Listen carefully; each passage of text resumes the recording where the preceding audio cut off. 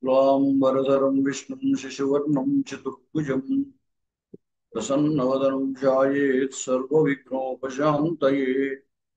अगजाननपद्मार्कं गजाननमहर्निशम् अनेकदं तं भक्तानाम् एकदन्तं उपास्महे। वागीशाद्यासमनसः सर्वार्थानाम् उपक्रमे यन्नत्वा कृतकृत्याश्रुस्तन्नमामि गजाननम्। शारदा शारदाम्बोजवदना वदना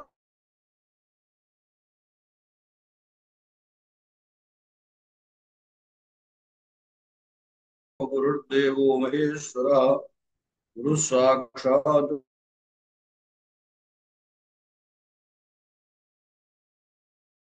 ओ नमस्कारः महोदय। आ, धन्यवादः। धन्यवाद।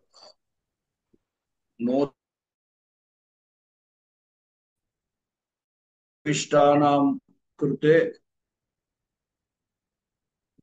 रघुवंशे द्वितीय सर्गे एतावत्पर्यन्तं पूर्वगतां कथां संक्षेपरूपेण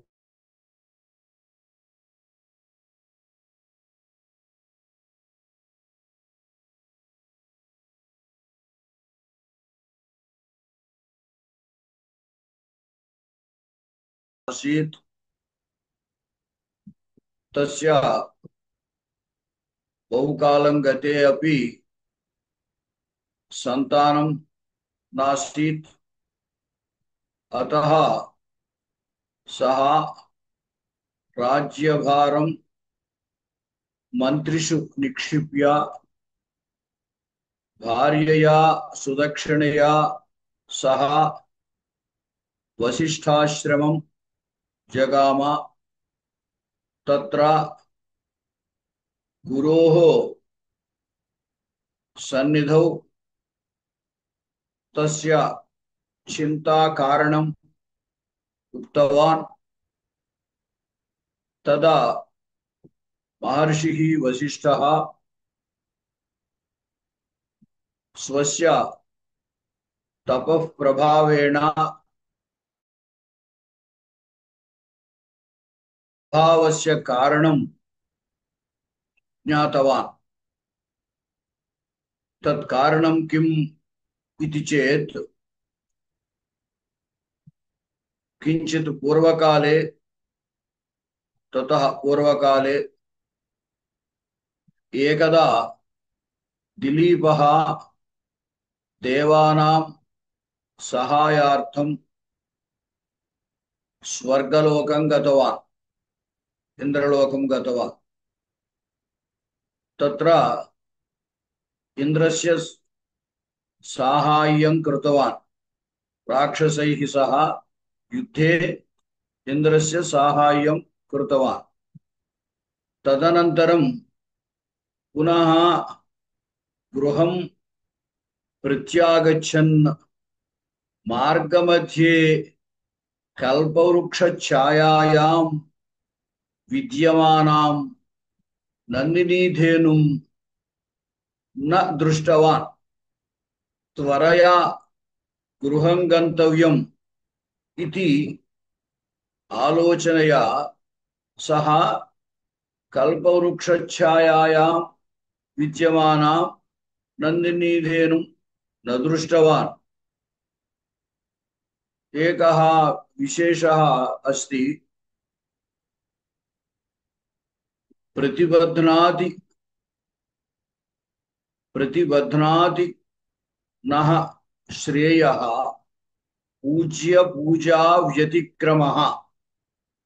प्रतिबध्नाति नः श्रेयः पूज्य पूजा व्यतिक्रमः। ये पूज्याः गौरवनीयाः अर्चनीयाः जनाः सन्ति तेषां सत्कारम् अकृत्वा तेषां गौरवम् अकृत्वा यदि व्यतिक्रमणम् अतिक्रमणं यदि कुर्मः तदा तत् अतिक्रमः सः अतिक्रमः अथवा तत् अतिक्रमणं अस्माकं श्रेयः प्रतिबध्नाति नाम निरुन्धति। अस्माकं श्रेयः नाम अस्माभिः प्राप्तव्यं यत् सौभाग्यं वर्तते अथवा या अभिवृद्धिः वर्तते तत्सौभाग्यं तत् श्रेयः सा अभिवृद्धिः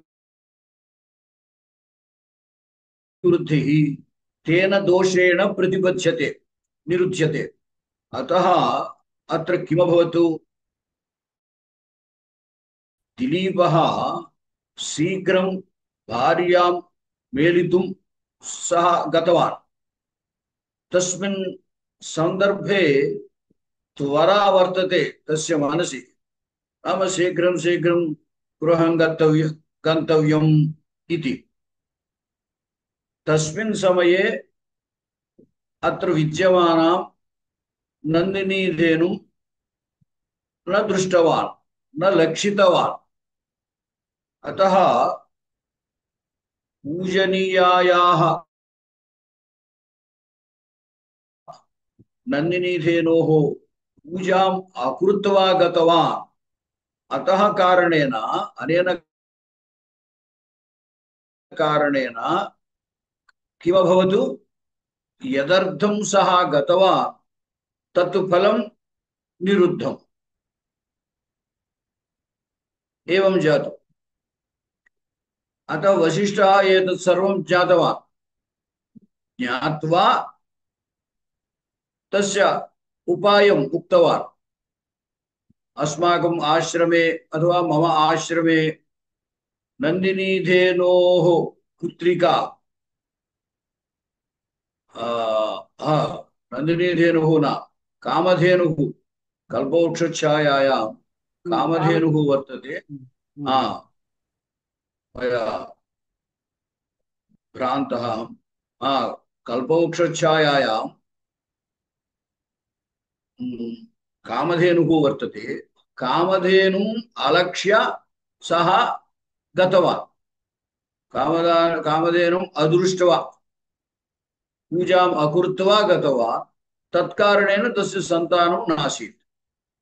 अतः वसिष्ठः किमुक्तवान् मम आश्रमे कामधेनोः पुत्रिका नन्दिनीधेनुः वर्तते। अतः नन्दिनीधेनोः सेवां कुरु। तस्याः अनुग्रहेण सः दोषः अपगच्छति भवतः सन्तानं भविष्यति इति उक्तवान्। अतः दिलीपः सुदक्षिणया सह नन्दिनीधेनोः सेवां करोति।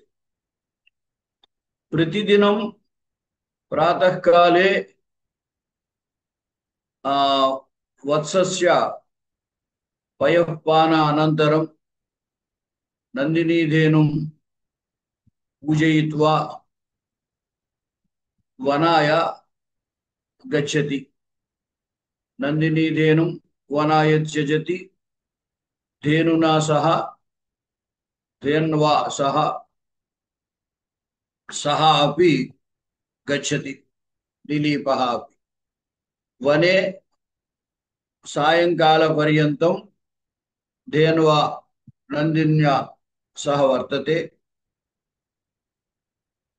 एवं छायेव तं भूपतिरन्वगच्छत्।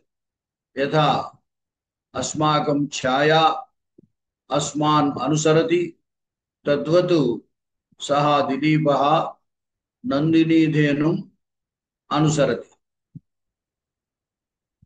सायंकाले पुनः नन्दिनीधेन्वा सह अत्र आश्रमम् आगच्छति। रात्रौ नन्दिनीधेनुः यत्र शेते तत्रैव गोशालायाम् एव दिलीपः सुदक्षिणा च निद्रां करोति। एवं रीत्या 21 दिनानि त्रिगुणानि 7 दिनानि इत्युक्तवान्। 21 दिनानि गतानि। एवं रीत्या एव प्रतिदिनं गोसेवां कृतवान्। तदा नन्दिनीधेनुः दिलीपस्य भक्तिं परीक्षां कर्तुम् इच्छति। अतः एकदा नाम अनन्तरदिवसे 22 दिवसे नन्दिनीधेनुः हिमालयपर्वत गुहां प्रविष्टवती। तत्समये दिलीपः अत्र धेनोः हानिः येन केनापि न भविष्यति इति चिन्तयित्वा हिमालयस्य सौन्दर्यं पश्यति स्म। तत्सन्दर्भे एकः सिंहः नन्दिनीधेनोः उपरि उद्धृत्य उत्प्लुत्य नन्दिनीधेनुं बलात् आकृष्टवान्। तदा धेनुः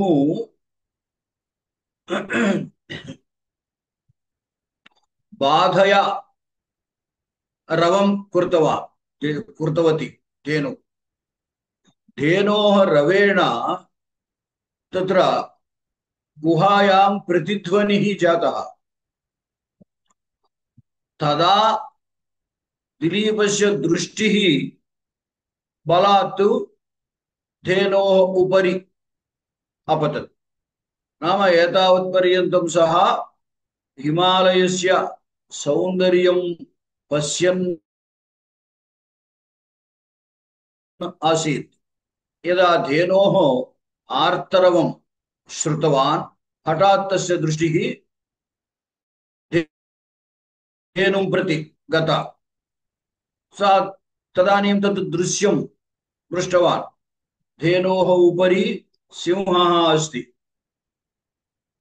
सद्यः सिंहं हन्तुं सः तस्य कोशात् बाणकोशात् बाणं स्वीकर्तुं यत्नं कृतवान्। यदा प्रयत्नं कृतवान् तदा तस्य दक्षिणहस्तः तस्मिन् निरुद्धः जातः। नाम न चलति। तस्य दक्षिणहस्तः तत्रैव बाणस्य उपरि लग्नः जातः, सक्तः जातः। सः किमपि कर्तुं न शक्तवान्। बाणम् उद्धर्तुम् एव न शक्तवान्। तदानीं किमभवत्, यदा तस्य प्रयत्नः व्यर्थः जातः तदानीं तस्य कोपः आगतः, अन्तः कोपः आगतः, विवृद्धकोपः, बाहुप्रतिष्ठम्भ विवृद्धमन्युः इत्युक्तवान्। तस्य दक्षिणकरस्य प्रतिष्ठम्भनेन तस्य कोपः वृद्धः, अभिवृद्धः कोपः जातः। किमपि कर्तुं न शक्तवान्। तदा तस्य परिस्थितिं दृष्ट्वा सिंहः उक्तवान्, एतावत्पर्यन्तं कथा जाता,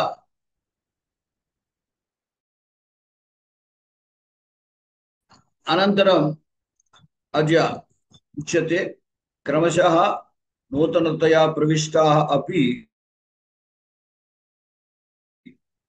अनुगच्छन्तु।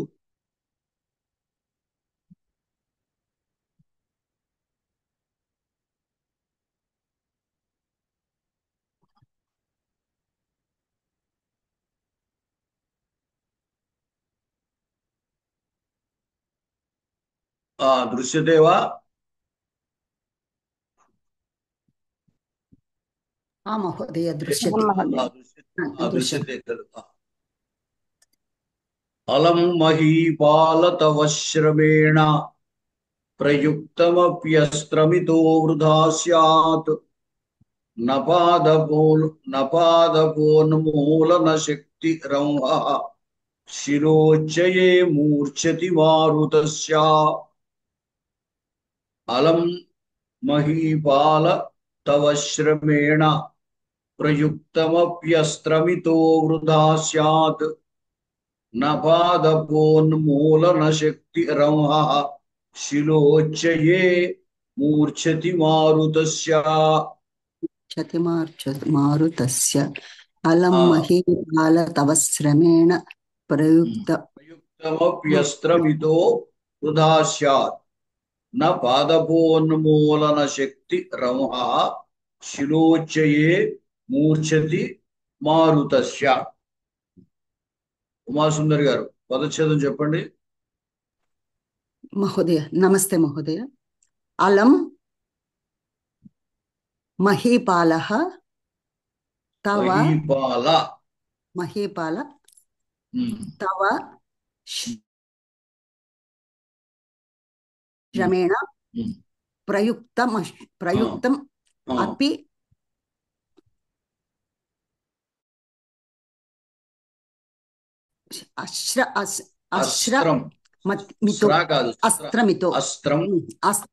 అస్త్రం అదే తకారం కనిపించలేదు. అస్త్రమిత వృథా అస్త్రం ఇతః వృథా స్యాత్ నా పాదపోన్మూలిన శక్తి పాదపోన్మూలన శక్తి అహః రంహః శిలోచ్చయే మూర్ఛతి మారుతస్య. ఇంకా మరొకరు చెప్పండి. నేను చెప్పనండి. చెప్పండి. అలం మహీపాల తవ శ్రమేణ ప్రయుక్తమప్యస్త్రమితి వృథా స్యాత్ నపాదపోన్మూలన శక్తిరంహః శిలోచ్యయే మూర్ఛతి మారుతస్య.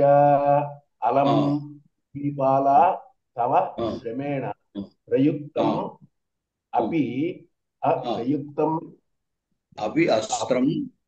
అపి అస్త్రం ఇతః వృథా స్యాత్ నా పాదపోన్మూలన శక్తి రంహః శిలోచ్యతే మూర్ఛతి మారుతస్య. ఇంకొకళ్ళు ఎవరు? సత్యవాణి చెప్పండి. అలం మహీపాల తవ శ్రమేణ ప్రయుక్తం అపి అస్త్రం ఇతో వృథా స్యాత్ నా పాదపోన్మూలన శక్తి రంహః అంతే శక్తి వరకునే ఆపాలి.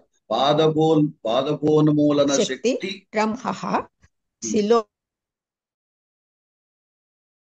శిలోచ్చయే మూర్ఛతి మారుతస్య.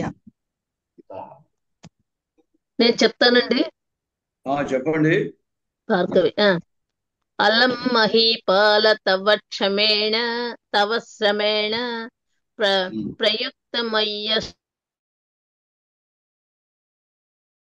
ప్రయుక్తమయ్యస్త్రమితో వృథా స్యాత్ నపాదపోన్మూలన శక్తి రంహః శిలోచ్చయే మూర్ఛతి మారుతస్య. అలం మహీపాల తవ శ్రమేణ ప్రయుక్తం అప్యస్త్రం ఇతి అపి అస్త్రం ఇతి వృథా ఇతః అక్కడ ఇతో అని ఉంది కదా. ఇతః అని వృథా స్యాత్ నా పాదపోన్మూల శక్తి రంహః శిలోచ్ఛయే మూర్ఛతి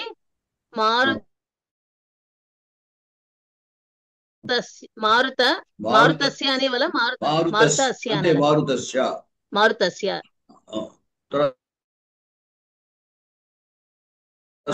చెప్పారా? నెక్స్ట్ సుధర్మ గారు. అలం మహీపాల తవ శ్రమేణ ప్రయుక్తమప్యస్త్రమితో వృథా స్యాత్ న పాదపోన్మూలన శక్తిరంహః శిలోచ్ఛయే మూర్ఛతి మారుతస్య. అలం మహీపాల తవ శ్రమేణ ప్రయుక్తం అపి అస్త్రం ఇతః వృథా స్యాత్ న పాదపోన్మూలన శక్తి రంహః శిలోచ్ఛయే మూర్ఛతి. శిలోచ్ఛయ దగ్గర ఆ చా ఒత్తకూడదు. శిలోచ్ఛయే మామూలు. మూర్ఛతి దగ్గర చా ఒత్తు, ఈ శిలోచ్ఛయ దగ్గర చా ఒత్తు లేదు ఏమో. తర్వాత పద్మ. నమస్కారం అండి. ఏమండి పద్మ గారు చెప్పండి. అలం మహీపాల తవ శ్రమేణ ప్రయుక్తం అపి అస్త్రం ఇతః వృథా స్యాత్ న పాదపోన్మూలన శక్తి రంహః శిలోచ్ఛయే మూర్ఛతి మారుతస్య. లలితవాణి గారు. నమస్కారం గురుగారు. అలం మహీపాల తవ శ్రమేణ ప్రయుక్తం అపి అస్త్రం ఇతః వృథా స్యాత్ న పాదపోన్మూలన శక్తి రంహః శిలోచ్ఛయే మూర్ఛతి మారుతస్య. మీరు చెప్పేసిన వాళ్ళు ఆ హ్యాండ్ రైజ్ చేసింది అది తీసేయండి, లేకపోతే చెప్పలేదని అనిపిస్తుంది. తర్వాత ఇప్పుడు ఇవాళ కొత్తగా దీంట్లోకి వచ్చిన వాళ్ళు ఎవరైనా చెప్తారా? చెప్పారా ఎవరైనా? చెప్పామండి. ఈరోజు కొత్తగా వచ్చాను. చెప్పావమ్మా? సరే, చెప్తావా? చెప్పేవా? చెప్పామండి. చెప్పాం. సరే, శుభం. ఇప్పుడు దీంట్లో మూర్ఛతి క్రియాపదం, మూర్ఛతి. అక్కడ నా అని ఉంది కాబట్టి నా మూర్ఛతి. ఆ నా అనేది దీన్ని కలుపుకోవాలి, నిషేధం. నా మూర్ఛతి. నామ ప్రసరతి, గచ్చతి, ప్రవర్తతే. తర్వాత మోహనం. మూర్ఛ అంటే స్పృహ కోల్పోవడం, అది కూడా అర్థము. ఇక్కడ మూర్ఛతి అంటే ప్రసరతి అని అర్థం. నా మూర్ఛతి, నా ప్రసరతి. ప్రసరతి నామ ప్రవర్తతే, న ప్రవర్తతే. కిం న ప్రవర్తతే, కుత్ర న ప్రవర్తతే. ప్రవర్తతే ఇచ్చనేన ఎత్ర కుత్రాపి గమనం భవతి, ప్రవర్తనం భవతి. ప్రసరతి ఇచ్చనేన ఎత్ర కుత్రాపి ప్రసరతి. అత్ర న ప్రసరతి, న మూర్ఛతి ఇచ్చస్య న ప్రసరతి. अतः प्रश्नः किं भवति? न प्रसरति. किं न प्रसरति अथवा कः न प्रसरति? तव श्रमेण प्रयुक्तमप्यस्त्रम्. रंहः पादपोन्मूलन तत्र उभयमपि समीचीनमेव. रंहः न प्रसरति, प्रयुक्तं न प्रसरति. तत्र प्रथमपादे आदौ पश्यन्तु. प्रयुक्तं किम्? अस्त्रम्. प्रयुक्तम् अस्त्रम् अस्त्रं प्रयुक्तम् अपि अस्त्रं प्रयुक्तम् अपि न प्रवर्तते तत्रैव वर्तते कुत्र प्रयुक्तम् अस्त्रम् अपि इत्युक्तम् अस्त्रं कुत्र प्रयुक्तम् अस्त्रं कुत्र नाम कस्मिन् विषये कस्य उपरि इति तात्पर्यम् इतः पूर्वं दिलीपः प्रयत्नं कृतवान् तस्य अम्बुधि सकाशात् बाणं स्वीकर्तुम् उद्धर्तुं प्रयत्नं कृतवान् तस्य दक्षिणहस्तः एवं तत्रैव लग्नः जातः तस्य चलनं नास्ति दक्षिणहस्तस्य अतः सिंहः किं वदति अस्त्रप्रयोगार्थं भवान् प्रयत्नं कृतवान् यद्यपि भवान् अस्त्रं प्रयुक्तवान् तथापि प्रयोजनं न प्रयुक्तम् अपि अस्त्रं कुत्र प्रयुक्तं तस्य प्रयत्नः कः किमर्थं सः प्रयत्नं कृतवान् बाणम् उद्धर्तुं सिंहस्य वधाय सिंहविषये सः प्रयोक्तुम् इष्टवान् परन्तु न प्रयुक्तवान् प्रयोक्तुं न शक्तः अशक्तः जातः अत्र सिंहविषये सिंहे इति वक्तुं तत्र ईतः ईतः इति पदं वर्तते ईतः మనం ఆంధ్ర భాషలో ఇటు అంటాం వాడు ఇటుగా వచ్చి ఇలా రాలేదు ఇక్కడికి రాలేదు అని చెప్పడానికి ఇటు అంటాం అలాగే అక్కడికి వెళ్ళాడు అలా వెళ్ళాడు అని చెప్పడానికి అటు అంటాం సరిగ్గా ఇటు ఇటన్ తెలుగులో గ్రాంధిక భాషలో చెప్పాలంటే ఇటన్ అని అంటే ఈ విషయంలో ఈ నా విషయంలో అన్నమాట ఇక్కడ అంటే ఇక్కడ ఎవరున్నారు అక్కడ సింహం ఉంది మాట్లాడేది సింహం కదా అంచేత ఇతః అంటే నువ్వు ప్రయోగించినా సరే అస్త్రం ప్రయుక్తమపి ఇతః నామ అస్మిన్ విషయే అస్మిన్ సింహ విషయే అథవా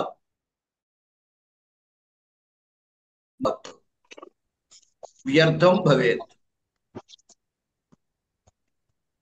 ప్రయుక్తం अपि अस्त्रं प्रयुक्तमपि कुत्र प्रयुक्तम् इतः प्रयुक्तम् इतः इत्यत्र तसिल् इति प्रत्ययः तसिल् सार्वविभक्तिकः तसिल् इति वदन्ति नाम सर्वविभक्तिषु प्रत्याम्नायतया तसिल् प्रत्ययः प्रयोक्तुं शक्नुमः वस्तुतः साधारणतः तसिल् प्रत्ययः पंचम्यर्थे भवति पंचमी वलनाकण्ठे पट्टि नुण्डि इत्यादि अर्थेषु पंचमी विभक्तिः भवति पंचम्यर्थे तसिल् उक्तः पंचम्यास्तसिल् इति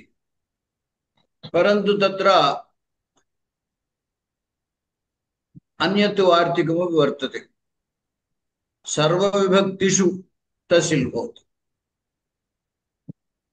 अतः पंचम्यर्थे तसिल् भवति तृतीयार्थे तसिल् भवति सप्तम्यर्थे अपि तसिल् भवति अतः अत्र तसिल् प्रत्ययः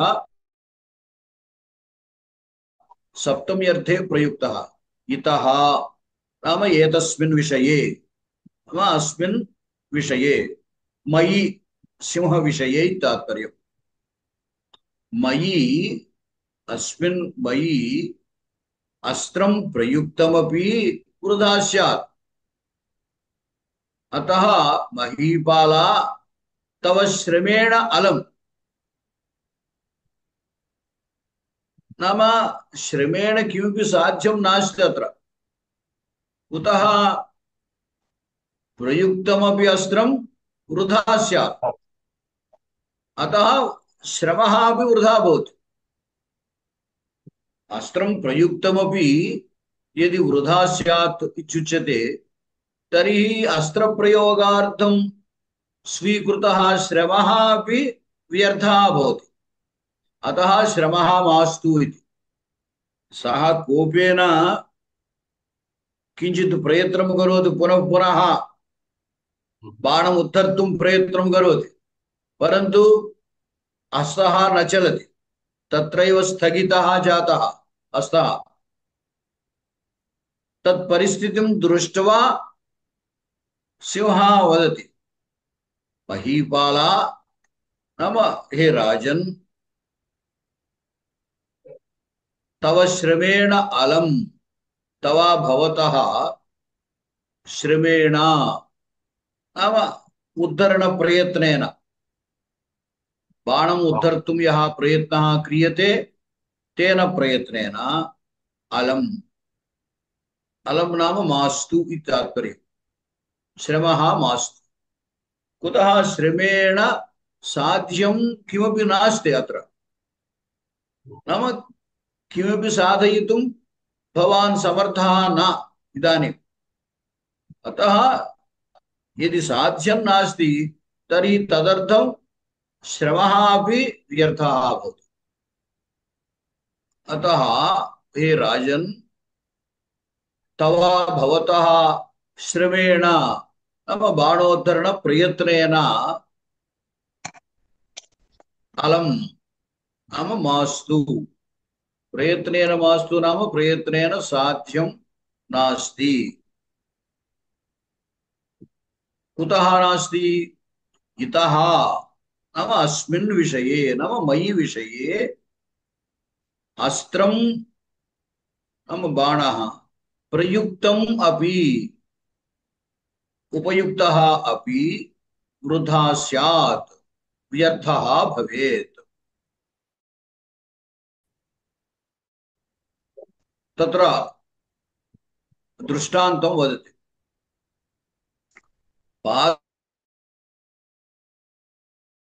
पादपोन्मूलनशक्ति रंहः शिरोच्चये न मूर्च्छति। रंहः नाम वेगः। कस्य वेगः?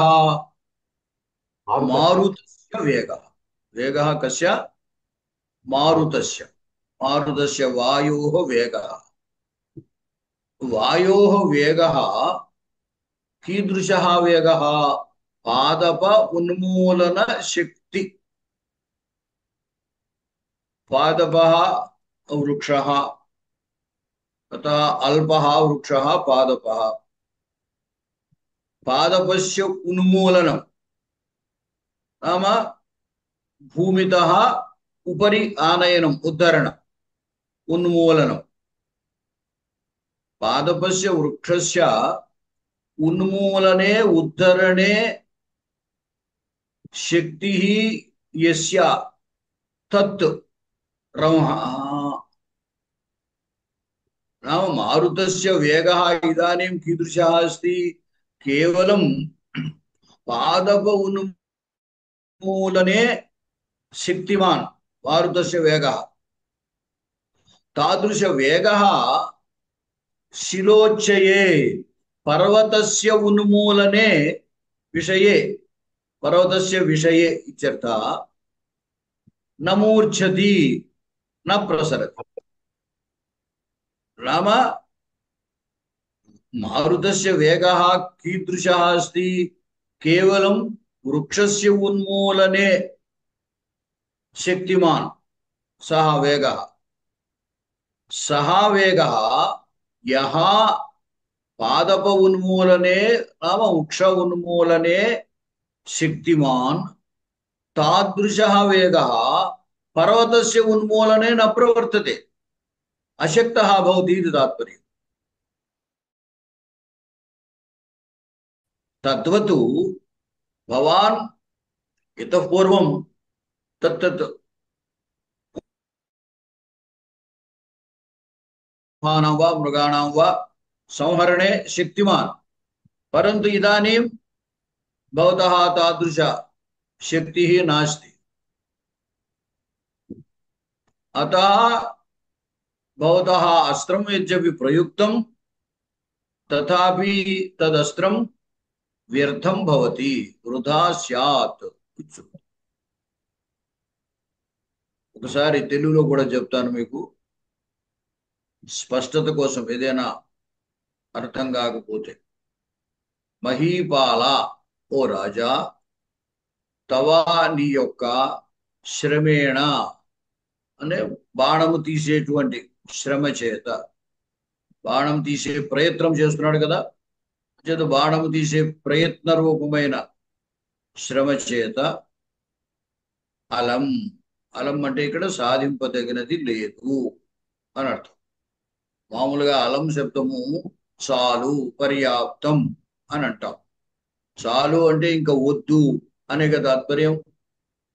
మనం ఏదైనా ఎవరైనా పదార్థం ఇస్తుంటే ఆ భోజనం చేస్తున్నాం అనుకోండి, వాళ్ళు వేసే పదార్థం మనకి ఇంకా అవసరం లేకపోతే చాలు అంటాం. చాలు అంటే ఇకపై వద్దు అని తాత్పర్యం కదా. అలాగే ఇక్కడ కూడా శ్రమ చేత చాలు అంటే శ్రమ చేత సాధింపదగింది లేదు కాబట్టి ఇక వద్దు అని. ఇతహ అంటే ఈ ఈ నా విషయములో అని సప్తమి అర్థము చెప్పాలన్నమాట. మామూలుగా అయితే ఇతహ అంటే ఇక్కడ నుండి అని అర్థం, తతహ అంటే అక్కడ నుండి అని అర్థం. ఈ తసిల్ అనే ప్రత్యయము సాధారణంగా పంచమి అర్థంలో వాడుతుంటారు. అయితే పంచమి అర్థంలోనే వాడక్కర్లేదు, అన్ని విభక్తుల్లో కూడా ఆ విభక్తి ప్రత్యయానికి బదులుగా తసిల్ ప్రత్యయం వాడతారు. భక్తితః అంటే భక్తితో, ప్రసాదం భక్తితో దద్యాత్ అని ఉంటుంది. ప్రసాదాన్ని భక్తితో ఇవ్వవలెను. అలాగే మామూలుగా వృక్షతః చెట్టు నుండి, గృహతః కార్యాలయం గచ్చతి అంటే ఇంటి నుండి కార్యాలయానికి వెళ్తున్నాడు, అక్కడ పంచగల. తస్మిన్ అనే అర్థం ఏమిటండి? వస్తుతః అంటూ ఉంటాం కదండి. వస్తుతః, వస్తుతః అంటే వస్తు అంటే యథార్థం. వస్తు అనే శబ్దానికి అర్థం యథార్థం, ఉన్నది అని అర్థం. అంటే యథార్థంగా ఉన్నది. వస్తుతః అంటే దాని నుండి, యథార్థంగా ఉన్నటువంటి దాని నుండి, దాని వలన. మనం అక్కడ అర్థము వలన సరిపోతుంటుంది. వస్తుతః ఆ పరిస్థితి అది కాదు, లేదా అటువంటి వాడు కాదు అని చెప్తున్నాం అనుకోండి. వస్తుతః అంటే యథార్థం వల్ల మనకి ఏం తెలుస్తుందంటే వాడు అటువంటి వాడు కాదన, ఏదో అది కూడా సంస్కృతమే వస్తుతః అనేది. ఈ తహ అనేది తసిల్ ప్రత్యయం అన్నమాట. ఇది ఇతహ అంటే దీని యందు అని అర్థం. ఇక్కడ తస్మై తస్మిన్ ఏతస్మిన్ అని అర్థం, లేదా అస్మిన్ అని అర్థం అన్నమాట. సప్తమి అర్థం. అంటే ఈ విషయంలో, ఏ విషయంలో అంటే ఇక్కడ ఆ మాట్లాడుతున్నది సింహం అంచేది ఈ విషయంలో అంటే ఈ నా విషయంలో అని అర్థం. అస్త్రం ప్రయుక్తమపి, అస్త్రము ప్రయోగింపబడినదే అయినను అంటే ఇంతకు ముందు ఇంతవరకు పరిస్థితి ఏమిటి? అతడు అస్త్రం ప్రయోగించలేకపోతున్నాడు, ప్రయోగించలేక ప్రయత్నం చేస్తున్నాడు, రావట్లేదు, అది చేయక ఉండిపోయింది, పాపం వచ్చింది. కాబట్టి నువ్వు అస్త్రం రాలేదని అంటే దాని నుంచి తీయలేదని కంగారు పడుతున్నావు. ఒకవేళ తీసి నీవు ప్రయోగించినా నా విషయంలో ఆ అస్త్రం వ్యర్థమే అని చెప్పింది. ఇతః అంటే ఈ నా విషయములో అస్త్రం ప్రయుక్తమపి, అస్త్రం ప్రయోగింపబడినప్పటికీ వృథా స్యాత్ వ్యర్థమే కాగలదు. అందుకోసం ఇది చెప్తోంది అన్నమాట దృష్టాంతంగా. అంటే సాధారణంగా నువ్వు ఇంతకు ముందు వాళ్ళని సింహాలను కానీ ఇంతకు ముందు అతడు చంపడానికి సమర్థుడే, వాటిని కొట్టడానికి సమర్థుడే. కానీ నా విషయంలో నీ ప్రయత్నం చెల్లదు, నీ అస్త్రం పనికిరాదు. దానికి దృష్టాంతంగా చెబుతాం, సమర్థకంగా చెబుతాం. దృష్టాంతం వేరు, అంటే అలంకార రీత్యా అయితే దాన్ని సమర్థించడానికి చెబుతాం. ఏమని సమర్థిస్తోంది అంటే, చిన్న మొక్కని పెగలు తీసేటువంటి పడగొట్టేటువంటి వేగము, అంటే గాలి యొక్క వేగము మొక్కని పెగలు తీయడానికి మాత్రమే శక్తి కలిగింది. అటువంటి వేగము పర్వతాన్ని పెకలించలేదు, పర్వతం విషయంలో ప్రవర్తించలేదు అని చెప్తాను. అంటే ఏమిటి, నువ్వు ఇంతకు ముందు సింహాలను మృగాలను సంహరించి ఉండొచ్చు, నీకు ఆ శక్తి ఉంది. కానీ ఆ శక్తి ఇక్కడ నా విషయంలో పనికిరాదని. నువ్వు ఒకవేళ బాణం తీయగలిగి ప్రయోగించినా నా విషయంలో ఆ బాణం వ్యర్థమే అవుతున్నారు. దానికి సమర్థించడానికి ఈ విధంగా చెప్పారు మరి. సమర్థనీయస్యార్థస్య కావ్యలింగం సమర్థనం అని ఒక కావ్యలింగాలంకారము అని ఒకటి ఉన్నది.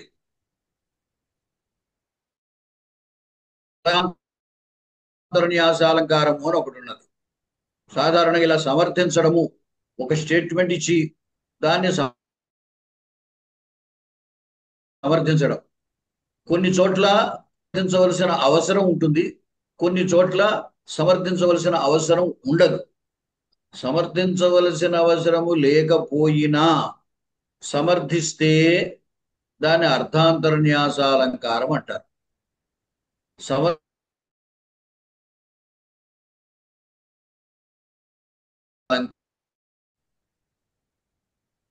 ఇప్పుడు హనుమంతుడు లంకను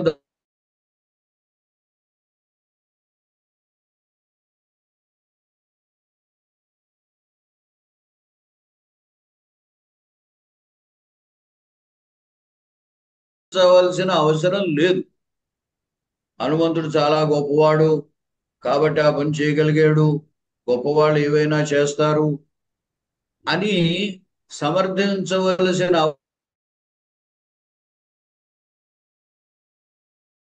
కథ ద్వారా హనుమంతుడి యొక్క గొప్పదనం మనకి తెలిసిపోయింది ఇంతకు ముందు. అది ప్రసిద్ధమైన విషయమే. ప్రసిద్ధమైన విషయాన్ని మనం సపోర్ట్ చేయవలసిన అవసరం లేదు మరొక దానితో, కానీ చెబుతుంటారు. అలాగా సమర్థించాల్సిన అవసరము లేకపోయినా సమర్థిస్తే దాన్ని అర్థాంతరన్యాసాలంకారము అంటారు. సంస్కృతంలో సమర్థనీయస్యార్థస్య కాదు, అర్థాంతరన్యాసాలంకారం కదా.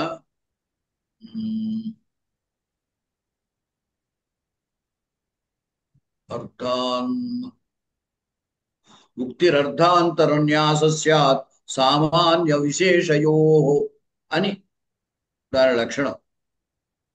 ఒక సామాన్యమైనది చెప్పి దాన్ని సమర్థకంగా ఒక విశేషాన్ని చెప్పడం, లేదా ఒక విశేషాన్ని చెప్పి దానికి సమర్థకంగా సామాన్యాన్ని చెప్పడం.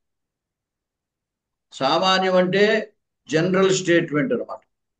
విశేషం అంటే ఒక పర్టికులర్ విషయాన్ని, ఒక పర్టికులర్ వ్యక్తి గురించో పర్టికులర్ ఒక సన్నివేశం గురించో చెప్పడం, అది విశేషం అవుతుంది. సామాన్యాన్ని చెప్పి దాన్ని విశేషంతో సమర్థించడం, లేదా విశేషాన్ని చెప్పి దాని సామాన్యంతో సమర్థించడం, అది అర్థాంతరన్యాసాలంకారం అంటారు. దానికి ఉదాహరణగా ఏం చెప్పారంటే హనుమాన్ అబ్ధిమతరతు, హనుమంతుడు సముద్రమును దాటెను అని. ప్రత్యేకం వ్యక్తి ఇక్కడ పర్టికులర్ గా చెప్పాడు విశేషం.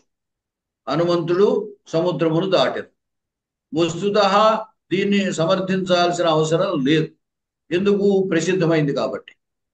కానీ సమర్థిస్తున్నాడు సామాన్య వాక్యం చేత. దుష్కరం కిం మహాత్మనాం, అంటే మహాత్ములకు చేయలేనిది ఏముంటుంది అంటే మహాత్ములు అన్నీ చేయగలరు. ఈ మహాత్ములు అన్నీ చేయగలరు అనేది సామాన్యం. ఎందుకంటే మహాత్ముడు ఎవడో ఏం చేయగలరో దాంట్లో ఏమి లేదు, కేవలం జనరల్ స్టేట్మెంట్ అన్నమాట, సామాన్యమైన వాక్యం. అది ఎవరికైనా వర్తించవచ్చు. మహాత్ములకు సాధింపలేనిది లేదు అంటారు. కాబట్టి దైర్ఫోర్ ఏమిటనమాట, హనుమంతుడు మహాత్ముడు కాబట్టి సముద్రాన్ని దాటడం అతనికి ఏం కష్టం కాదు. ఇది విశేషం. ఇక్కడ ఫలానా వ్యక్తి హనుమంతుడు, అతడు చేసిన పని ఏమిటి? సముద్రం దాటాడు. అంటే దుష్కరం, చేయడం సాధ్యం కాని పని, సాధారణంగా చేయడం సాధ్యం కాని పని, దాన్ని అతడు చేశాడు. కాబట్టి దుష్కరమైంది అతనికి లేదు. ఇలాగ చెబితే అర్థాంతరన్యాసం అంటారు. అలా కాకుండా ఒక స్టేట్మెంట్ ఇచ్చి దాన్ని సమర్థించుకోవడం కోసం మరొక వాక్యాన్ని చెప్పడం. ఎలాగంటే ఏమన్నాం, సమర్థనీయస్యార్థస్య కావ్యలింగం సమర్థనం, అంటే సమర్థింపదగినటువంటి ఒక మాటను చెప్పి అర్థాన్ని చెప్పి దాన్ని వేరే సమర్థించడం, మరొక వాక్యంతో కానీ మరొక పదంతో కానీ సమర్థించడం. అలా చేస్తే దాన్ని కావ్యలింగ అలంకారం అంటారు. జితో సిమంద కందర్ప అన్నాడు. ఓ కందర్పుడా, ఓ మన్మథుడా, నువ్వు నా చేత జయింపబడ్డావు అన్నాడు. మన్మథుణ్ణి జయించడము అనేది సాధారణ విషయము కాదు. అంటే జనసామాన్యానికి అది సులభమైంది కాదు మన్మథుణ్ణి జయించడము అనేది. కానీ ఇక్కడ ఏమన్నాడు, ఓ మన్మథుడా, నేను నిన్ను జయించేశాను, నా చేత నువ్వు జయింపబడ్డావు అన్నాడు. కాబట్టి ఇక్కడ సమర్థించాల్సిన అవసరం ఉందన్నమాట. ఇందువల్ల సాధారణ వ్యక్తులు మన్మథుణ్ణి జయించలేరు. ఇక్కడ నేను నిన్ను జయించాను అని అనడం చేత ఎలా జయించాడు, ఎలా జయించగలిగాడు, ఆ సామర్థ్యం ఎలా వచ్చింది అనేదాన్ని సమర్థించాల్సిన అవసరం వచ్చిందన్నమాట. సమర్థించడం కోసం ఏమన్నారంటే తర్వాత ముక్క, జితో సిమంద కందర్ప మచ్చిత్తే అస్తి త్రిలోచన, నా హృదయంలో శివుడు ఉన్నాడు అన్నాడు. కేవలం ఊరికే శివుడు అనలేదు, శివుని చెప్పడానికి అక్కడ ఏం పదం ఉపయోగించాడు? త్రిలోచన, 3 కన్నులు కలిగినటువంటి వాడు ఈశ్వరుడు. ఆ ఈశ్వరుడు నా హృదయంలో ఉన్నాడయా. అంటే ఈశ్వరుడు ఇంతకు ముందు తన 3వ కన్ను అగ్నినేత్రం, దాని చేత మన్మథుడిని జయించాడు, మన్మథుడిని భస్మం చేయించాడు. అటువంటి శివుడు నా హృదయంలో ఉన్నాడు కాబట్టి నువ్వు నా చే జయింపబడ్డావు అని తాత్పర్యం అన్నమాట. కాబట్టి మన్మథుడిని జయించడము అనేది సాధారణ విషయం కాదు కాబట్టి దాన్ని సమర్థించవలసిన అవసరం వచ్చింది. సమర్థించడానికి ఏం చెప్పాడు? నా మనస్సులో, నా హృదయంలో శివుడు ఉన్నాడు అన్నాడు. ఆ శివుడు ఉన్నాడు అనడంతో శివుడు అని అనకుండా కూడా ఆ త్రిలోచన అనే పదం ఉపయోగించడం వల్ల ఏమైంది?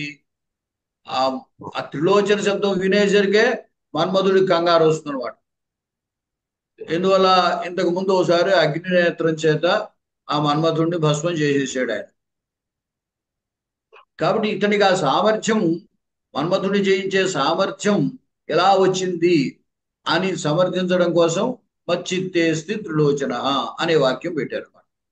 అలాగే చెబితే దాన్ని కావ్యలింగ అలంకారము అంటారు.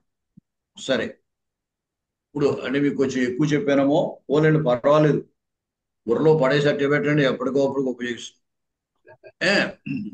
ఇక్కడ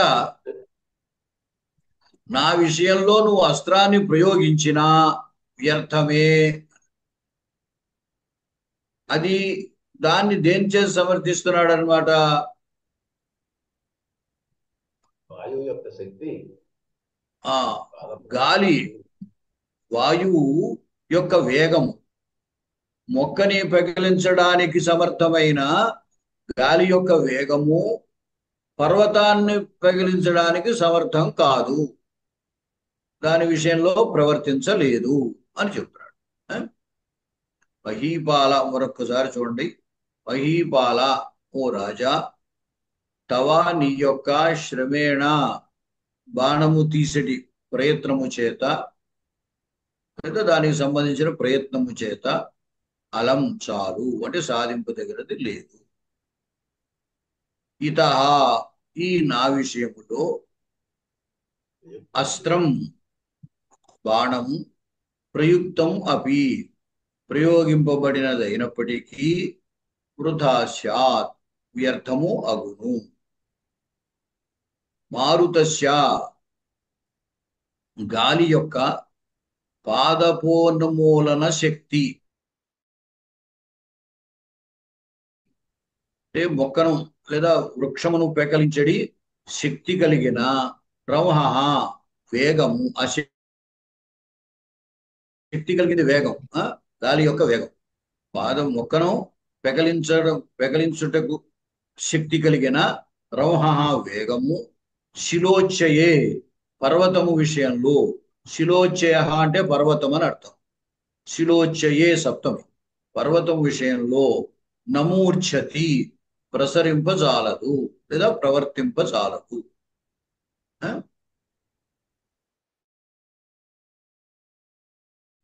చెబుతారు. గురుగారు ఇక్కడ శక్తి అంటే శక్తి శక్తి అనకూడదండి. అది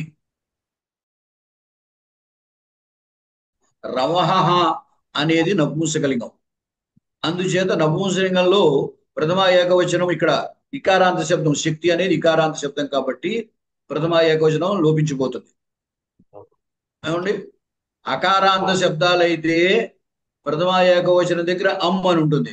జ్ఞానం, ఫలం, పుస్తకం, జలం, పత్రం, తోయం అట్లాంటి. ఇకారాంత శబ్దం దగ్గర వారి, వారిని, వారిని, వారి నపుంసకలింగ శబ్దం. అంచేత ప్రథమ ఏకవచనం ద్వితీయ ఏకవచనం ఒకలాగే ఉంటుంది, ఆ విభక్తి పరిచయం లోపించిపోతుంది అన్నమాట. అంచేత రవహ అనేది వేగము, వేగ అంటే పుంలింగ శబ్దం, ఇక్కడ రవహ అన్నారు. ఈ రవహ అనేది నపుంసకలింగ శబ్దం, దానికి విశేషణం కూడా నపుంసకలింగంలో ఉంటుంది. అంచేత ప్రథమ విభక్తి లోపించడం చేత పాదపోన్మూలన శక్తి అన్నమాట. నేను చెప్తాను గురుగారు. లలితవాణి గారు. మహీపాల, ఓ మహారాజా, తవ నీ యొక్క శ్రమేణ ప్రయత్నము చేత అలం చాలు. ఇతః నాయందు అస్త్రం ప్రయుక్తం, అస్త్రం చెప్పాలా మహోదయ? అస్త్రం ప్రయుక్తం చెప్పచ్చా? ముందు అస్త్రం, అస్త్రం నీ బాణము, బాణము ప్రయుక్తం అంటే మామూలుగా అస్త్రం అనే శబ్దానికి బాణం అని అర్థం కాదు. అస్త్రం అంటే ఏదైనా కావచ్చు, అస్త్రం అంటే ఆయుధం ఏదైనా కావచ్చు, కానీ ఇక్కడ సందర్భంలో బాణం కాబట్టి బాణం అంటున్నామా, లేదా ఆయుధము అని కూడా చెప్పచ్చు. బాణము ప్రయోగించడం వృథా స్యాత్. ప్రయుక్తమపి, ప్రయోగింపబడినదైనను, ప్రయోగింపబడినదైనను వృథా స్యాత్ వ్యర్థము అవును. మారుతస్య గాలి యొక్క పాదోన్మూలన శక్తి, చెట్టును పెకలించగలిగి పాదపోన్మూలన శక్తి, ఆ, అది చెప్తున్నాం. పాదపోన్మూలన శక్తి, ఆ, చెట్టును పెకలించగలిగిన శక్తి. ఆ, శక్తి రహం కల రంహః ఆ, రంహః వేగము. అంటే శక్తి, అక్కడ శక్తి కల వేగము అని చెప్పాలి. ఏ? అంటే శక్తి పాద అన్న చోట శక్తి కల బౌరి సమాసం అది. మహోదయ, చెట్టును పెకలించగలిగిన శక్తి కల కల ఆ, రంహః వేగము. ఆ, శిలోచ్చయే పర్వతమును న పర్వతము మూర్ఛతి, విషయము, పర్వతము విషయములో పర్వతము విషయములో ఆ, వేగము. శిలోచ్చయే పర్వతము విషయములో ఆ, న మూర్ఛతి, ఆ, ఉమ్, ప్రసరింపజాలదు. ప్రవర్తింపజాలదు, ప్రవర్తింపచాలదు, ప్రవర్తింపజాలదు. ఆ, ప్రవర్తింపచాలదు. ఆ. ఉమాసుందరి గారు చెప్పండి. మహోదయ. మహోదయ, ఇక్కడ రంహ అన్నారు, దీనికి ప్రాతిపదికం ఏంటి మహోదయ? వేగం. దీని రౌహ, రౌహసి, రౌహాంసి, మనః అంటే మనసి, మనాంసి లాగా. అంటే ఇక్కడ ప్రాతిపదికం ఏమవుతుంది మహోదయ? రమ్స్, రౌ మనస్ రౌహస్, రంహస్, రంహస్, సకారాంత శబ్దం. సకారాంత శబ్దం. రంహస్, రంహః. రౌహ, రౌహసి, రౌహాంసి, మనః సరే. మనసి, మనాంసి లాగా. మనః మనసి మనాంసి. రంహస్. మహీపాల, ఓ రాజా, తవ మీ యొక్క, భవతః మీ యొక్క, శ్రమేణ అస్త్రమును తీయటం, దాని యందు, ఆ శ్రమ యందు, ఈ ప్రయత్నం చేత అలం, శ్రమ చేత, ఆ శ్రమ చేత, అలం చాలు. ఇతః నా యొక్క విషయంలో, ఇటన్ అస్త్రం ప్రయోక్తం, అస్త్రమును ప్రయోగించడంలో వృథా. అవునండి, ఒకసారి ఇది కర్మణి ప్రయుక్తం అనేది, అలాగే ప్రథమ ఏకవచనం. అందువల్ల ఏం చెప్పాలి? అస్త్రం అంటే అస్త్రము లేదా ఆయుధము, ప్రయుక్తం అవి ప్రయోగింపబడినది అయినప్పటికీ, అస్త్రము ప్రయోగింపబడినప్పటికీ వృథాస్య, వృధా అయిపోతుంది, వ్యర్థం అయిపోతుంది. మారుతస్య, గాలి యొక్క,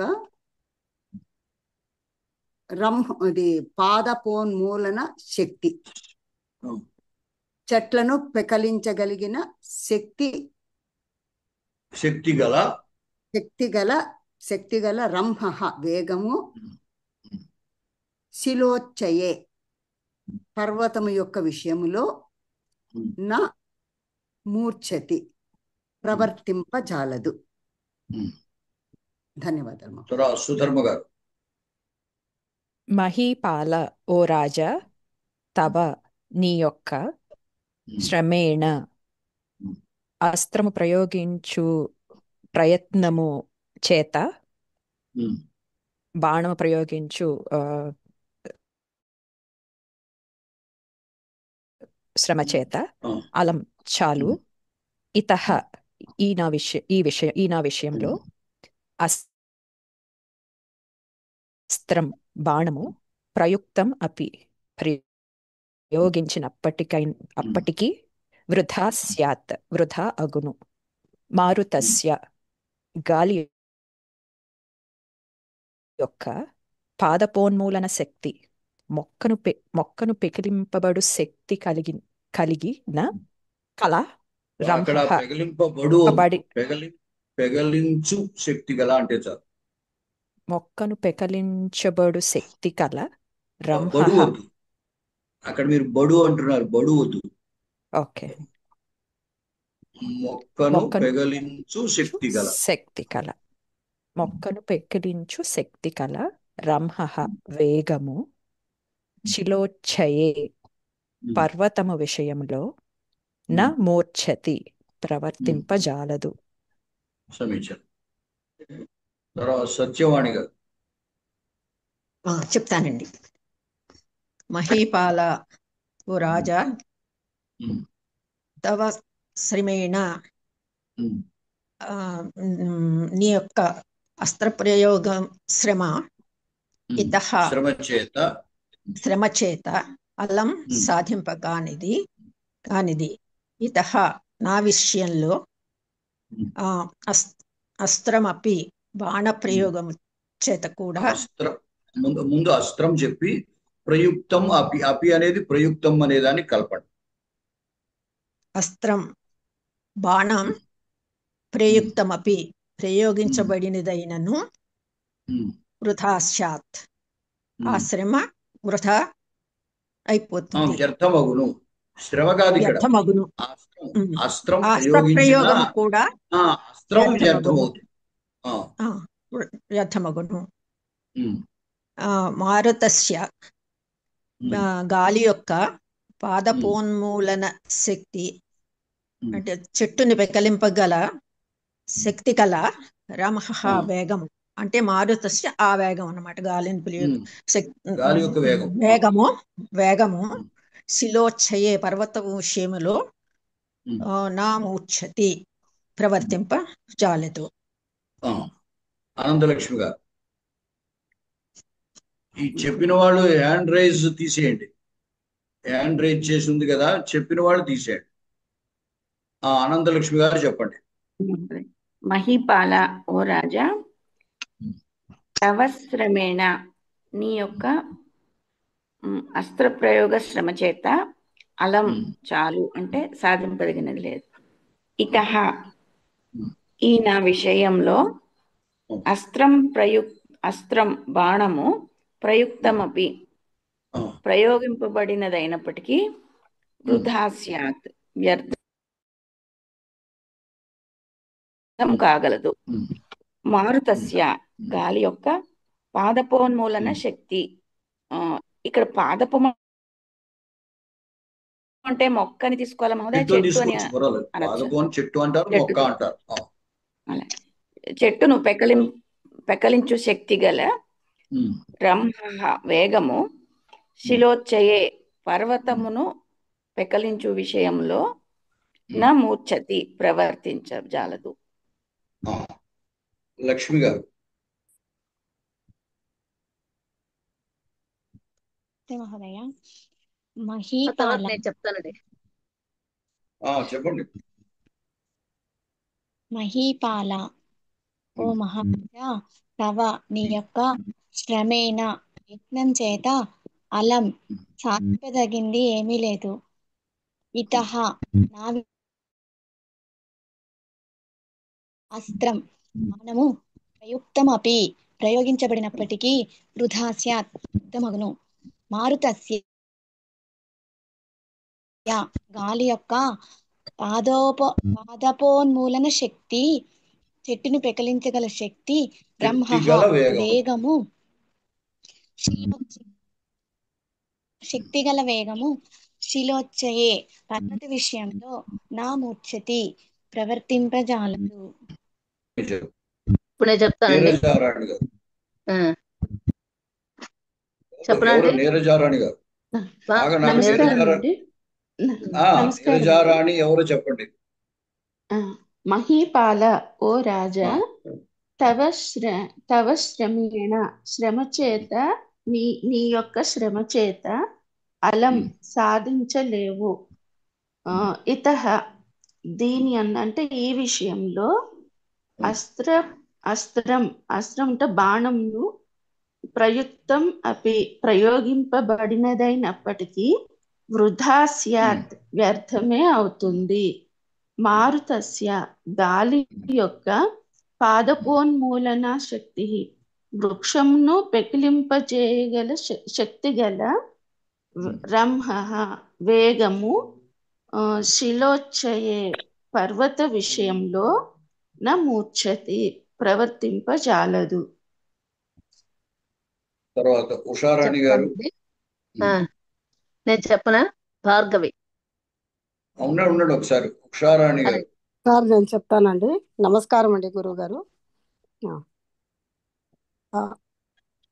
మహీపాల రాజా, తవ మీ యొక్క శ్రమేణ శక్తి చేత అస్త్రం ఇతః శ్రమ చేత, శ్రమ అంటే శ్రమ, శ్రమ చేత, శ్రమ చేత ఇతః అంటే ఈ శ్రమ చేత అలం చాలు, శ్రమ చేత చాలు, అలం అంటే చాలు.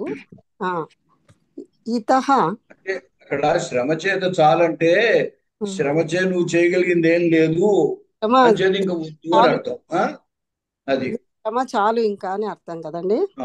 మళ్ళీ శ్రమ చాలు ఇంకా అని అన్నట్టు. సో ఇతః ఈ విషయంలో అస్త్రం బాణము ప్రయుక్తమపి ప్రయోగించినను వృథాశ్రయాత్ వ్యర్థము అగును. మారుతస్య అంటే గాలి యొక్క పాదపోన్మూలన శక్తి అంటే వృక్షమును పెకలించే శక్తి గల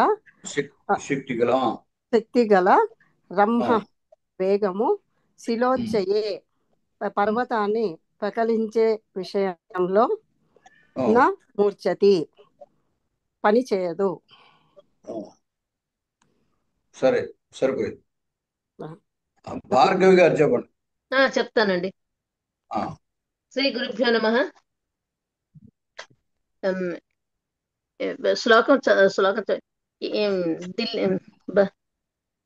మహీపాల మహీపాల ఓ రాజా, తవ నీ యొక్క శ్రమేణ శ్రమ చేత అలం సాధింపరానిది ఇతః నా విషయంలో అస్త్రం బాణము ప్రయుక్తం అపి అంటే ప్రయోగింపబడినదైనను వృధా స్యాత్ వ్యర్థమే అవుతుంది. మారుతస్య అంటే గాలి యొక్క పాదపోన్మూలన శక్తి చెట్టును పకలించు శక్తి గలది అయినటువంటి శిలోచ్చయే రంహ వేగము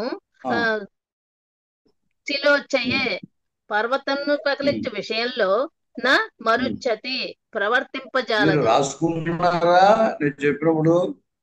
రాసుకుంటున్నానండి. అంటే మర్చిపోతానేమో అని, అర్థాలు మర్చిపోతానేమో అని. పర్వాలేదు అంటే రాసుకోకండి. అంటే మీరు పెద్దవారు కాబట్టి గుర్తుండకపోవచ్చు, అయినా వీరంత వరకు రాసుకోకుండా నేను చెప్పినప్పుడు 2-3 సార్లు చెప్తాను కదా ఎలాగా, దాన్ని గుర్తుంచుకునే ప్రయత్నం చేయండి. అంటే ఏం లేదు, మీకు రావాలి కదా, రాసేసుకుంటే ఆ ప్రయత్నం మనం చెయ్యం. అందుకోసం మూర్తి గారు చెప్పండి. అలాగే. మహీపాల ఓ రాజా, తవ ఈ యొక్క అలం శ్రమేణ అలం శ్రమ చేత చాలును.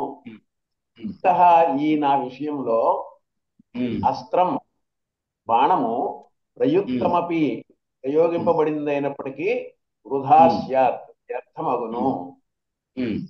మారుతస్య వాయువు యొక్క పాదపోన్మూలన శక్తి వృక్షాలను పెకలించగలిగినటువంటి శక్తి కల రంహ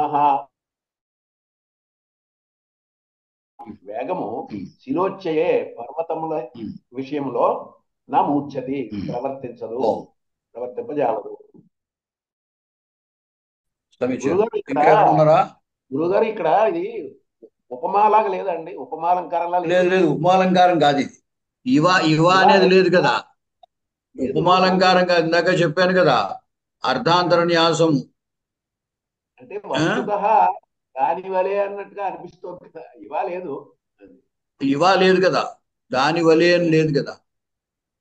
ఇవా ఒకటే తెలుసండి మనకి. అంటే ఇప్పుడు ఒకటి చెప్పి దానికి దృష్టాంతం చెప్పారు. ఇది ఉపమాలంకారంలో అయితే రెండిటికి సామాన్య ధర్మము ఉంటుంది, పోలిక. ఇప్పుడు చెట్టును పెకలించడము, అలాగా ఇక్కడ బాణం ప్రయోగించడము, వాటికి పోలికేమీ లేదు. కాబట్టి చెట్టును పెకలించే వేగం పర్వతాన్ని పెకలించలేదు. అలాగే నువ్వు ఏదైనా ఏదైనా ఇంతకుముందు చేసినా అది నా విషయంలో పనికిరాదు. అది అన్నమాట. సరే, మరొక శ్లోకం ఏమంటే వాణిశ్రీ గారు చెబుతారా? అవును గురుగారు, సంస్కృతంలో అహం ప్రయతే. హే రాజన్, భవదీయేన ప్రయాసేన అలం మద్విషయే ఆయుధం క్షిప్తం ఆయుధం వ్యర్థం అస్తి వ్యర్థం స్యాత్ యథ వాయోః వృక్షా ఉత్పాటన బలవాన్ వేగః పర్వత కంపన విషయే న ప్రవర్తతే. వాయోః వృక్షోత్పాటన వృక్షోత్పాటన శక్తి వేగః శక్తి వేగః పర్వత కంపన విషయే న ప్రవర్తతే.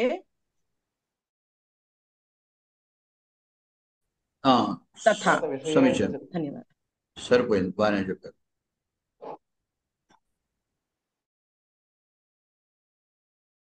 ఇక్కడ గురుగారు చూడండి, ఇక్కడ చెప్పండి. ఇక్కడ వృక్షాన్ని పెకలించే శక్తి కలిగిన వాయువు పర్వతాన్ని ఏ విధంగా పెకలించలేదు అని వస్తుంది కదండి. అక్కడేమన్నా వస్తుంది అలంకారం అట్లా? అక్రమం ఏ అలంకారం అంటారు? అంటే గాలికి వృక్షాన్ని పెకలించే శక్తి ఉంది కానీ పర్వతాన్ని పెకలించే శక్తి లేదు కదా అనే చోట అందుకే అర్థాంతర్న్యాసం చెప్పాను కదా, అర్థాంతర్న్యాసం అవుతుంది అది. ఇది పై అంటే రెండు కంపేర్ చేసినప్పుడు పై వాక్యం కింది వాక్యం కంపేర్ చేసినప్పుడు నువ్వు అస్త్రం ప్రయోగించినా అది వ్యర్థం అవుతుంది అని చెప్పారు. ఇదేమో గాలి వేగం మొక్కని పెకలించే గాలి వేగం పర్వతాన్ని పెకలించలేదు కదా అని ఆ హీ అనే మాట లేదు అంతే. అక్కడ సాధారణంగా హీ అని ప్రయోగిస్తుంటారు అర్థాంతర్న్యాస అలంకారంలో. మొత్తం అర్థాంతర్న్యాస అలంకారమే అయితే అంతే అంతే. తర్వాత చూడండి, ఇది ఇంకో శ్లోకం కూడా చెప్తాను. టైం అయిందంటే మీరు ఉంటారంటే చెప్తాను, లేకపోతే ఆపేస్తాను. చెప్పండి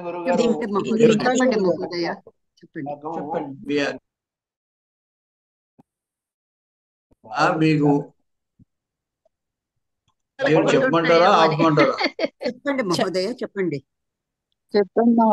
అంటే ఏం లేదు, అంటే టైముని బట్టి కదా, మీకు వేరే పనులు అవి ఉండొచ్చు, లేదా పొద్దుపోయి ఉండొచ్చు. ఇతర దేశంలో ఉన్న వాళ్ళకి బాగా పొద్దుపోతుంది, అందుకోసం అని. సరే, కైలాస గౌరం వృషమారు వృక్షో పాదార్పణాను గ్రహపూత పృష్టం అవేహిమం కింకరమష్టమూర్తే కుంభోదరం నామ నికుంభమిత్రం.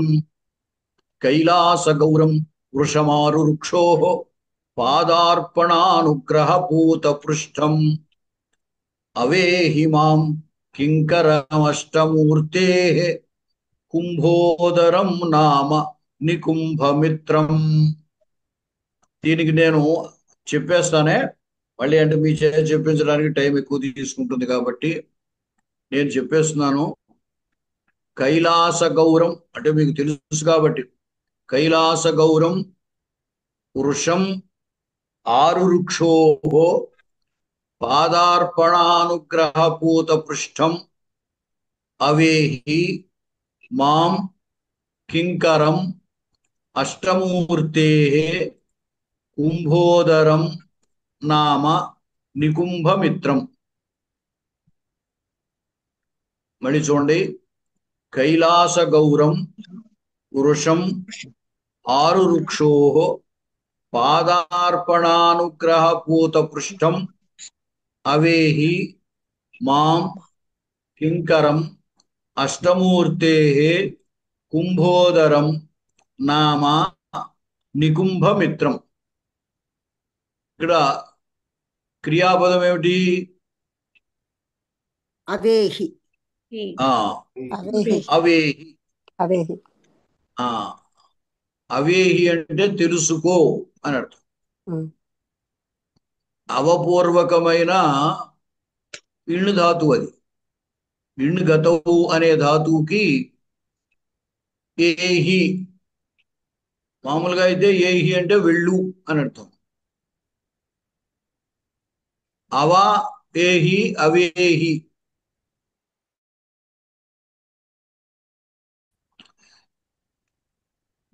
హి అనేది మధ్యమ పురుష ఏకవచనం. అసలు ఇహి అని అనాలి. ఇహి అంటే వెళ్ళు, ఏహి అంటే రా అని అర్థం. ఆ కలిపారు అనమాట. ఆ ప్లస్ ఇహి ఏహి అవుతాం. దానికి మళ్ళీ అవా కలిపారు. అవా ఏహి అవేహి.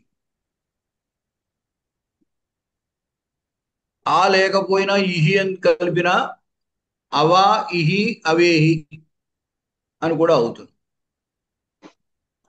అంచేత అవేహి అంటే తెలుసుకో అన్నట్టు. గత్యర్థక ధాతువులు, గత్యర్థక ధాతువులు గమ్ము ధాతువు గత్యర్థకం, ఇండు ధాతువు కూడా ఇండుగతం గత్యర్థకం.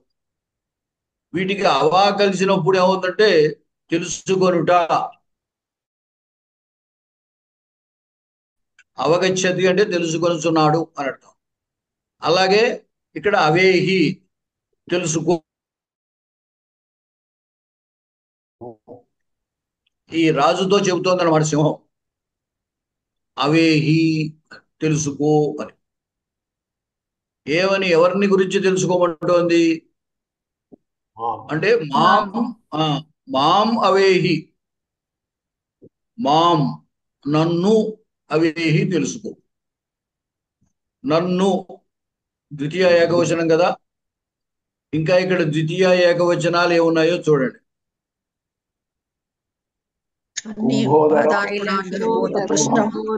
కైలాస గౌరం, చూడండి, అదే ద్వితీయాలు ఉన్నాయి కదా. దాంట్లో చివరి భాగంలో చూడండి, కింకరం, కుంభోదరం, నికుంభమిత్రం. కింకరం, కింకర అంటే సేవకుడు, కింకరం అంటే సేవకునిగా. మాం నన్ను, అవేహి తెలుసుకో. సేవకుడు అనగానే ఎవరికి సేవకుడు అంటే అష్టమూర్తే. అష్టమూర్తి అని ఈశ్వరుడికి పేరు. అష్టమూర్తి అని ఈశ్వరుడికి. పృథివీ తేజో వాయు ఆకాశములు అనేటువంటి 5 యజమాని,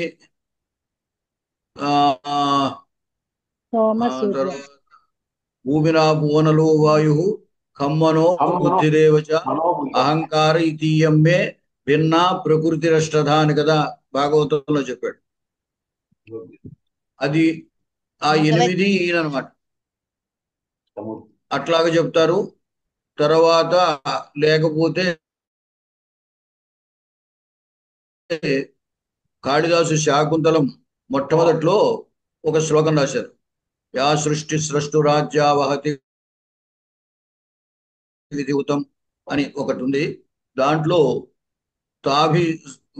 తాభిరష్టాభిరీష అని ఆ 8 శరీరములు కలిగినటువంటి ఆ 8 శరీరాలతోటి మిమ్మల్ని ఈశ్వరుడు రక్షించుగాక అని ఉంటుంది. ఇలాగా మొత్తం మీద 8 శరీరాలు ఉన్నాయన్నమాట. అష్టమూర్తి అని ఈశ్వరుడికి పేరు. అంచేది అష్టమూర్తే కింకరం, ఈశ్వరుడి యొక్క సేవకునిగా నన్ను తెలుసుకో. ఇంకా కుంభోదరన్నామా, అతని పేరు కూడా చెప్పాడు. కుంభోదరుడు. నామ అనే శబ్దము మామూలుగా పేరు అనే అర్థం ఉన్నది. నామ అనేది ప్రసిద్ధార్థంలో వాడతాడు. దశరథ నామ రాజా ఆసీత్ అంటే దశరథుడనే ప్రసిద్ధి గల రాజున్నాడు అని. అంటే దశరథుడనే పేరుతోటి ఆయనకి ప్రసిద్ధి లోకంలో. అలాగా కుంభోదరుడు అని ప్రసిద్ధి కలిగిన వాడు. అలా ప్రసిద్ధి కలిగినటువంటి కుంభోదరుణ్ణి గా తెలుసుకో. అలాగే ఇంకొకటి కూడా వివరించాడు, నికుంభమిత్రం. నికుంభుడు అనేవాడు స్నేహితుడు, నికుంభుడనే వాని యొక్క స్నేహితుడు, కుంభోదరుడనే పేరు గలవాడు, ఈశ్వరుడికి కింకరుడు. ఈ విధంగా నన్ను తెలుసుకో, మాం తెలుసుకో, మాం నన్ను అవేహి తెలుసుకో. ఇంకా ఏమిటి అంటే పాదార్పణ అనుగ్రహ పూత పృష్ఠం. పృష్ఠం అంటే వెనుక భాగం. ఆ వెనుక భాగము పూత పవిత్రమైంది.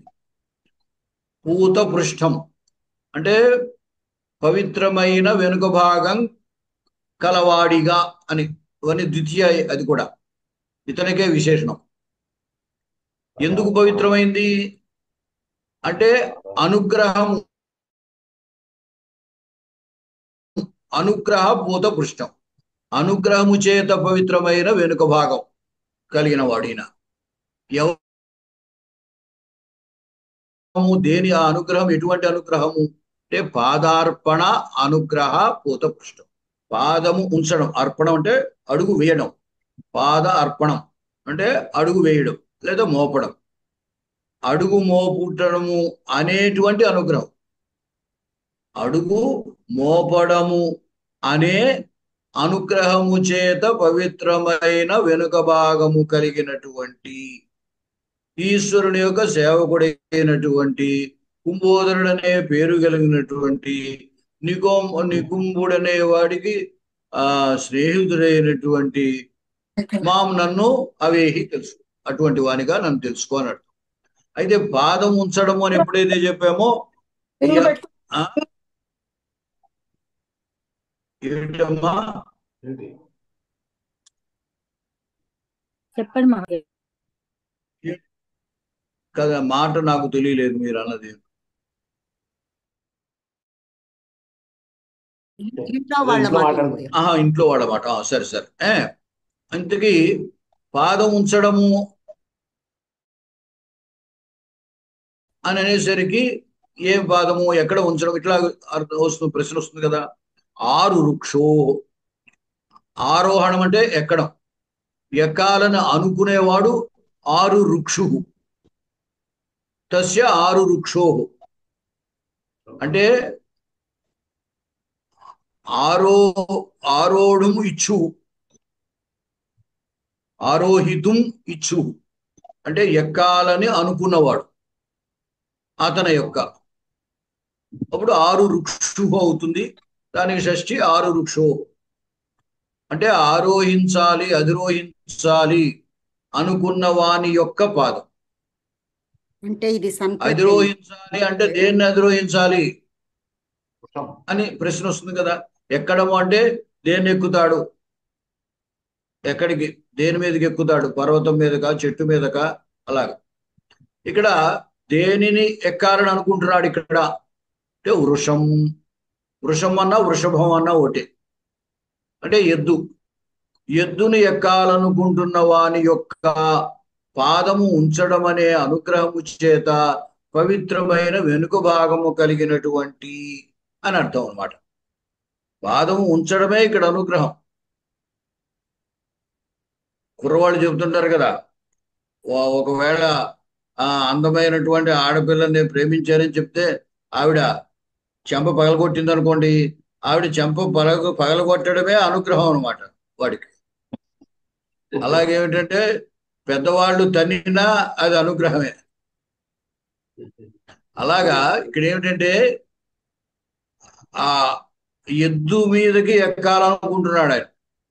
కైలాస గౌరం వృషం, కైలాస పర్వతం. కృష్ణుడిని సత్యభామ కాలితో తన్నినట్టు. అదే కృష్ణుడిని సత్యభామ తన్నింది అంటారు కదా. అదే అక్కడ చెప్తాడు.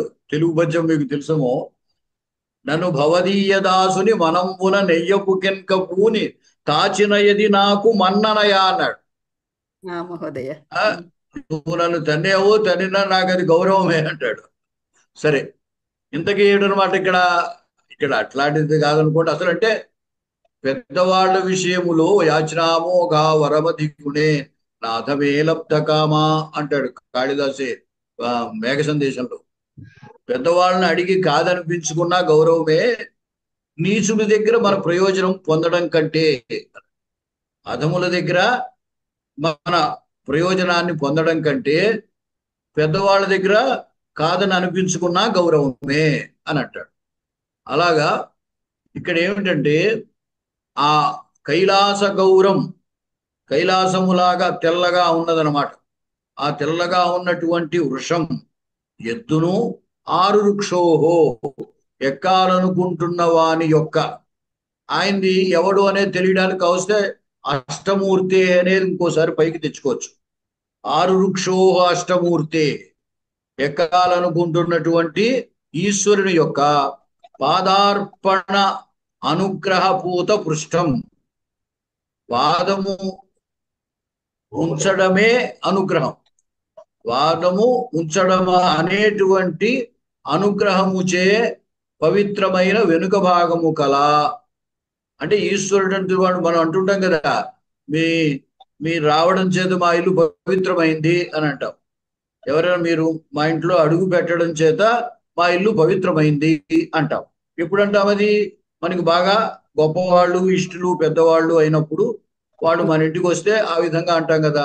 అలాగే ఇక్కడ కూడా ఏమిటంటే ఆ ఈశ్వరుడు యొక్క సేవకుడు ఇతడు. చేత ఆయన ఎద్దు ఎక్కడానికి మరి స్టూల్ ఏదో ఉండాలి కదా, ఆ స్టూల్ లేవు అటువంటి.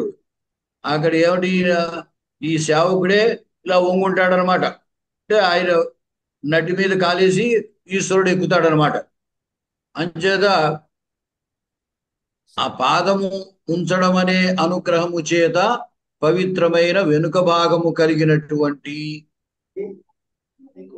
అష్టమూర్తే ఈశ్వరుని యొక్క కింకరం సేవకునిగా కుంభోదరం నామా, కుంభోదరుడని ప్రసిద్ధి కలిగిన నికుంభమిత్రం, నికుంభుని యొక్క మిత్రుడైనటువంటి, ఇది చివరి చెప్పండి అప్పుడు, అష్టమూర్తే ఈశ్వరుని యొక్క కింకరం సేవకునిగా నన్ను అవేహి తెలుసుకొనుము అని అర్థం. మళ్ళీ కైలాస గౌరం, కైలాస ఇవ గౌరం, కైలాస పర్వత ఇవ శ్వేతం, వృషం వృషభం 6 వృక్షోహో అధిరోహితుం ఇచ్చోహో అష్టమూర్తే ఈశ్వరస్య పాదార్పణ అనుగ్రహ పూతపుష్టం పాదన్యాస ఏవ అనుగ్రహ లేదా పాదన్యాస రూప అనుగ్రహేణ పవిత్ర పశ్చాద్భాగం, పశ్చాద్భాగ అని కూడా అనొచ్చు, వెనకాల భాగాన్ని.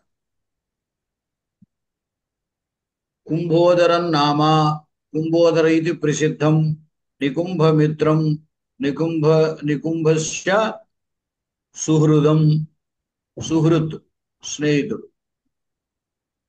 అష్టమూర్తే ఈశ్వరస్య కింకరం సేవకం మాం, సింహం మాం, సింహరూపం మాం, అవేహి జానీహి తెలుసుకో. సార్ తెలుగులో చెప్తానండి. కైలాస గౌరం, కైలాసం వలె తెల్లనైనటువంటి వృషం ఎద్దును 6 వృక్షోహో ఎక్కగోరినటువంటి అష్టమూర్తే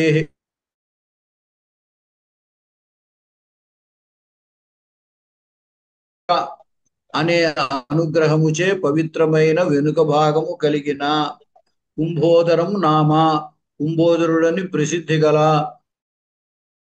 నికుంభుని స్నేహితుడైన అష్టమూర్తే ఈశ్వర కింకరం సేవకునిగా